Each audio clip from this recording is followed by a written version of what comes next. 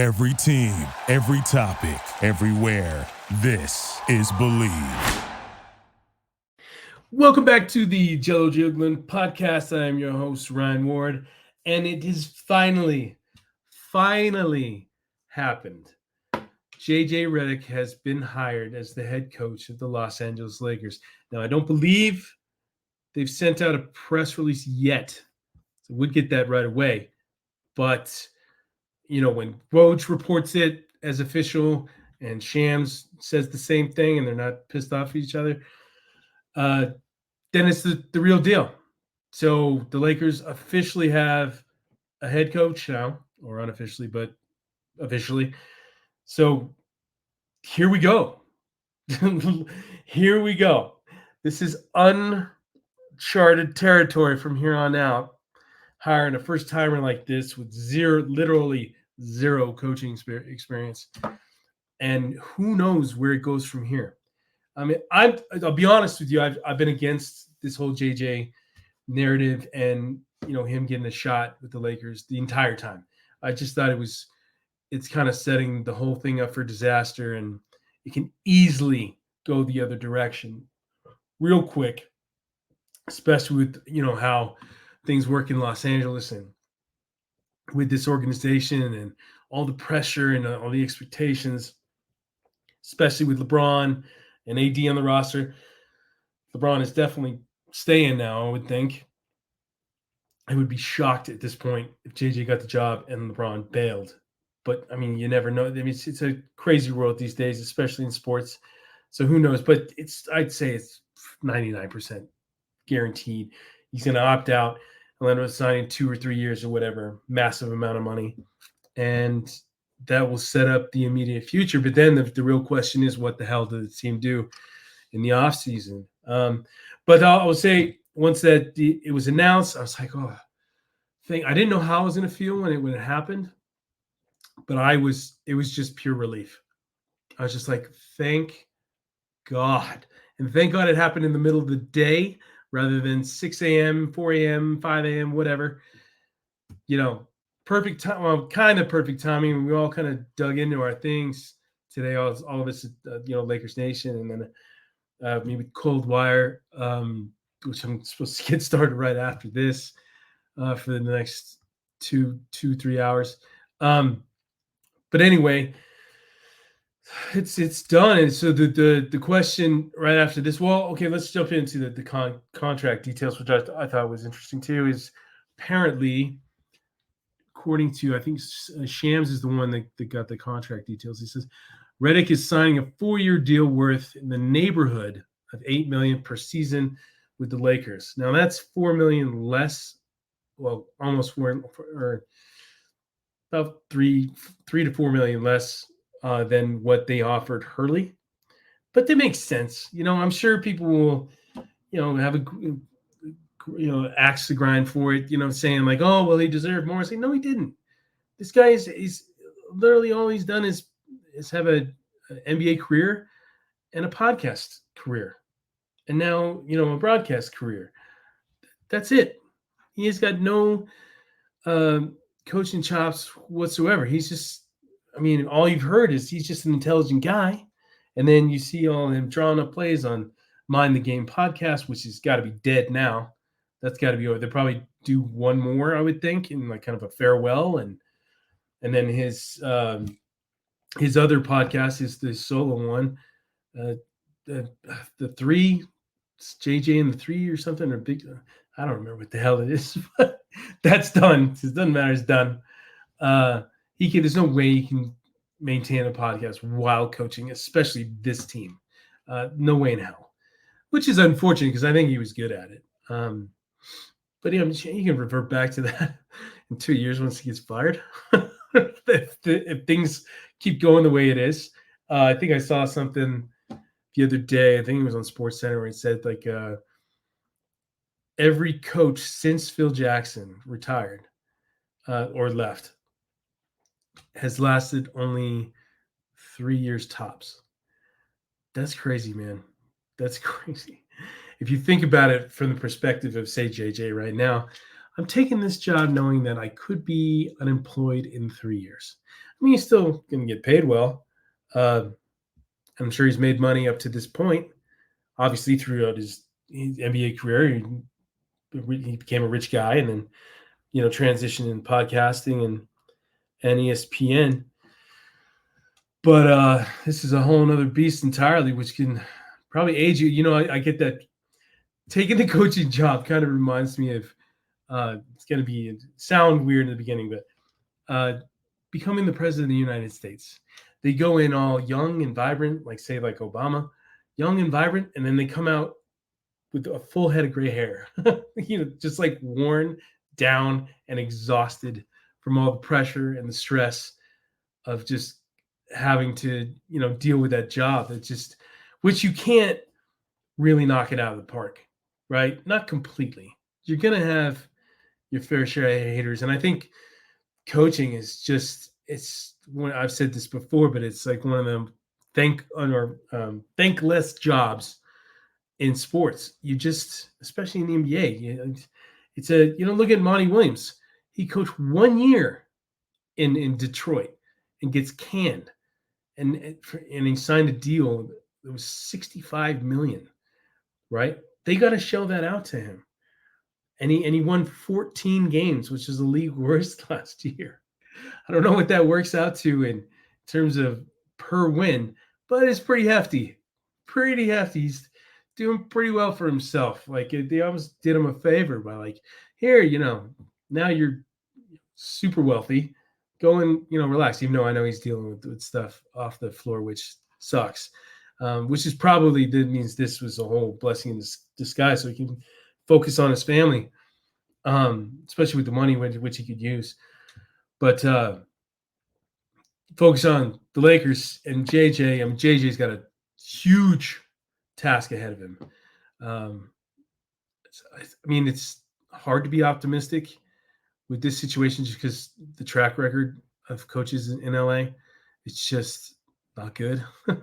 Not good since Phil, and before Phil, not good since Pat Riley.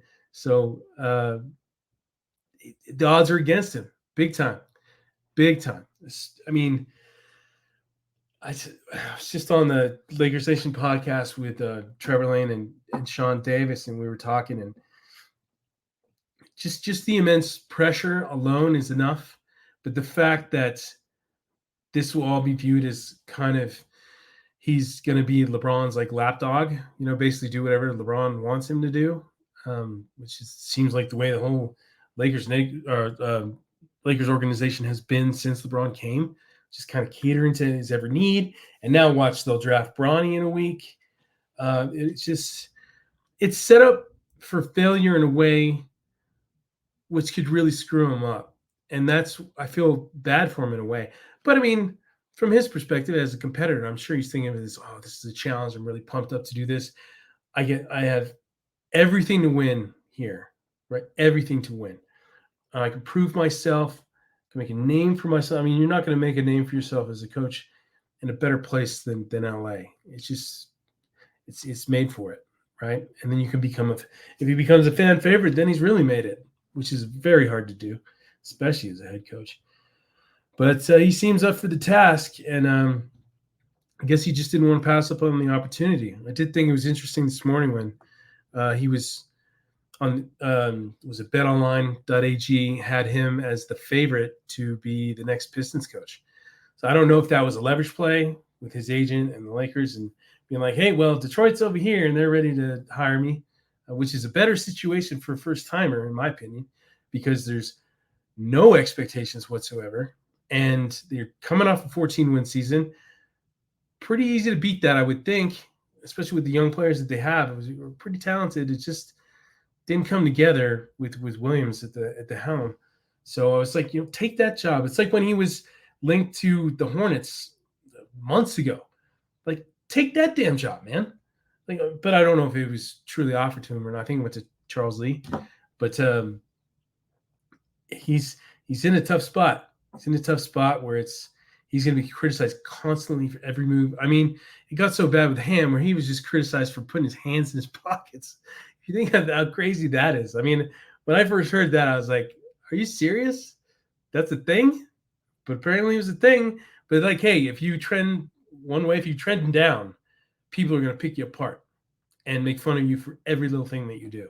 So he has got the crosshairs right on his back right now. But he's also in a kind of fun position because he gets to, coach arguably two of the greatest players ever and help build the roster around them while bringing in potentially two promising rookies. I mean, it's fun. Well, at least it will be for the rest of the summer for him. Sean brought up an interesting thing, saying that should he coach the summer league team? And I kind of like chuckled right away. And then I was like, man, that would be his first coaching gig. He's already got the head coach gig for the Lakers. And then he goes to coach the Lakers in summer league. And I was like, that's another disaster waiting to happen. Everybody is raring up to destroy this guy, right? With the anticipation that he's just going to bomb, right? This is just like a massacre waiting to happen, right? So if he goes to Vegas and does that, it's not going to happen. But if he did that, and they're terrible and they suck and they're just hard to watch, I mean, that would be ruthless, even though summer league teams generally are terrible. I've only seen one that was really good, and they won the title. I think it was Lonzo Ball and Kuzma, because they were great players. They just had a great combination of young guys. But the Lakers don't have that right now, regardless of who they draft. I mean, I feel for the guy because he's just going to take a lot of shots from here on out. It's going to be a rough ride, and he better have some thick skin, because if he doesn't, he ain't going to last very long. And I think that's what most people are expecting. I mean, I wouldn't be surprised he's out in a year, out in a year. Or, if it's very, very bad, if it goes very bad, maybe by the trade deadline, the Lakers are just like, hey, we really dropped the ball here. But, I mean, who knows? I mean, that's the cool thing about it, is who the hell knows? Nobody has a crystal ball, can tell you what's going to happen a year from now. A year from now, we could say this guy's a savant. He's brilliant. He's one of the best young head coaches in the league and promising future. And look what he did for the Lakers. I don't know what it's going to take to get to that point, because if you think about it from Darvin's perspective, he got to the West Finals and back to the playoffs the next year, and it didn't matter. But I think that the difference is he rubbed Anthony Davis the wrong way, and he's the future of the franchise. So it's easier to get rid of the head coach than it is a superstar who you want to build around. So he's got a tall task ahead. I honestly don't know what would be the acceptable finish for his first season. If I were to guess, just off the top of my head, second round exit seems like I don't know, not the best case scenario, obviously, but the least people would I don't know how to phrase this, but if he did that, I don't think people would jump on him unless they see. The thing is that things fall apart really quick in the playoffs, and the narrative changes very, very fast these days. I mean, we're talking within hours or 24-hour span. You can go from being, wow, this guy's got a bright future, to get rid of his ass. So who knows, man? I don't envy his position. That's all I gotta say about that. But we'll see where it goes from here. I want to see what the impact of JJ has now on the coaching staff and what they do about that, because apparently there was a report earlier, I think it was Woj, that said that Jared Dudley's not an option. They want to keep him in Dallas, which makes sense. If I was Jared, I'd probably want the same thing, because they're a legit title contender right now, and he probably likes the situation he's got.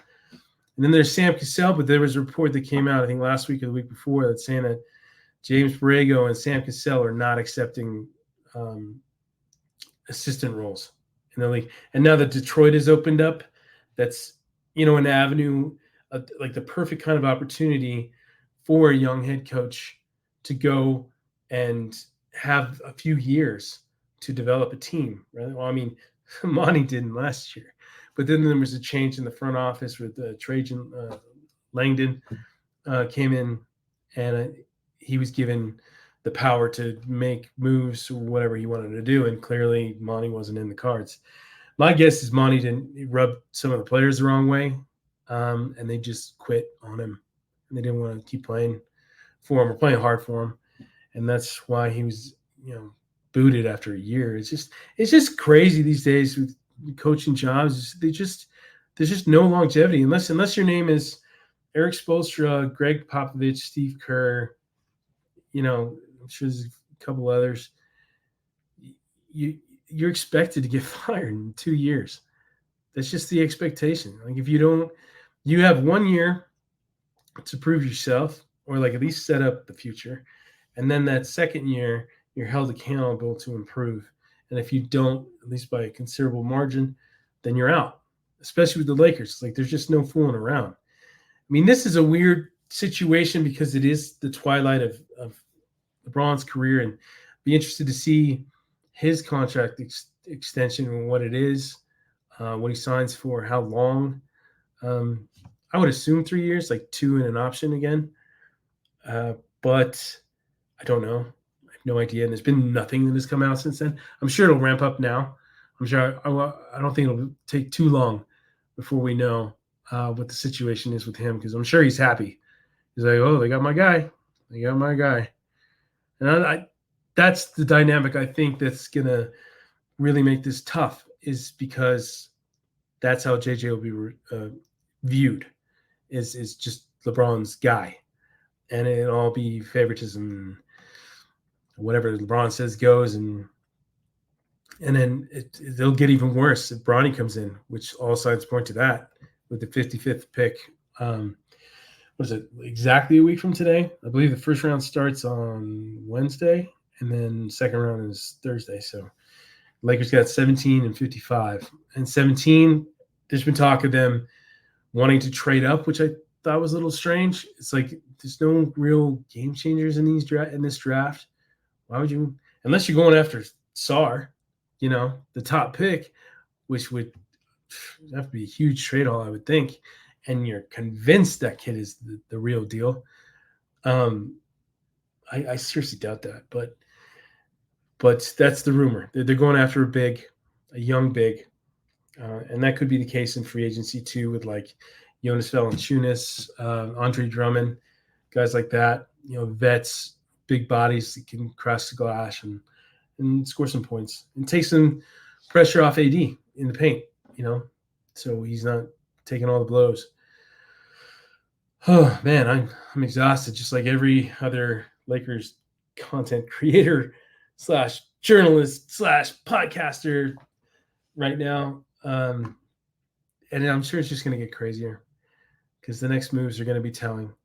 I'm really curious about the coaching staff. And then apparently Trae Young tweeted out an hourglass emoji, kind of like a la LeBron James. Getting people talking because of the timing.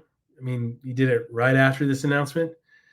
But the thing is, he changed representation like a couple months ago or a month ago. The timeline's all screwed up because it's just been so crazy. But he's no longer represented by Clutch Sports. And I can't think that's got to be a good thing for the prospect of him getting traded to LA. It's got to be strange, right? Like he just told Rich Paul, hey, you're not exactly doing what I want, so I'm out. And then he gets traded to a team that's basically run by Clutch Sports. No, it don't make sense. But then again, he could just be saying like, hey, when am I getting traded? Or what's the deal here? Like, or he could be talking about something completely different. Like I can't stand this passive aggressive crap, this cryptic kind of vague statements that can be taken 15 different ways. It's great for us as content producers to where, we can go different angles. Like we could do like 5 different podcasts on one friggin' tweet, right? But at the same time, it's just like, just say what you're thinking. Just be straightforward. But I'm old school, man. That's the way I am. I don't like dicking around. I don't like this whole, playing with emotions and just trying to see what reactions, who loves me, who doesn't. It's just very childish to me. But that's the era we're in, I guess. That's the generation. That's how people talk and get things brewing. It's like Klay Thompson unfollowing the Warriors and social media or Instagram or whatever the other day. It's like it's all a buzz. I mean, everybody has said that he's probably leaving anyway, and then he does that. It's like, well, did you have to do that? Was that necessary? And then I guess he deleted a bunch of pics too. Him and Warriors situations. It just, I don't know. That's just where we're at. That's where we're at. But I mean, it does make things interesting, but it also is kind of like, why'd you have to go that way? Anyway, that's a rant for another day. Next order of business will be coaching staff and then the draft, which could all happen. I mean, it's going to happen in less than a week, right? And we'll see what they do. I'm sure there's going to be a boatload of rumors and speculation about their next move. That's what happens. They move on from one saga and create another one. And probably get created by the end of the day, if not while I'm recording this podcast. So it's going to get interesting. Remain optimistic, people. It's not the end of the world if you're totally against JJ. I don't blame you. I can understand your pessimism, but who knows? Just keep going with the mindset. Who knows? Stay positive, and see you next time. Thank you for listening to Believe. You can show support to your host by subscribing to the show and giving us a 5-star rating on your preferred platform. Check us out at Believe.com and search for BLEAV on YouTube.